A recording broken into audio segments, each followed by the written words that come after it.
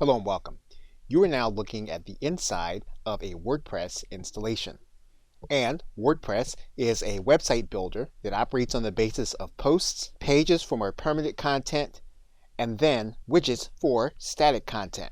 To create content, a user would typically use either pages or posts to add that content, and typically that content would be added using the process currently on your screen, where you'd write in a title, you'd write in content, and then you manipulate that content using the various buttons that WordPress gives you.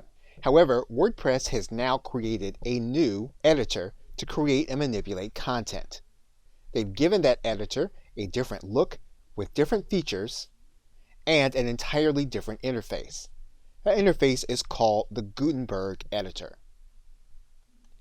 And in this course, we will explore this editor and how you can use it in order to create content on your WordPress website.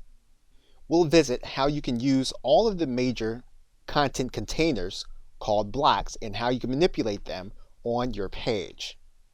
We'll also take a look at how that content impacts what the viewer will see when they come to your website.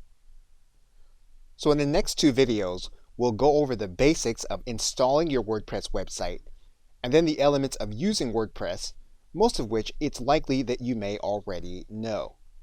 We'll focus the bulk of the course on how you can use the Gutenberg editor to manipulate content that you may want to place on your website.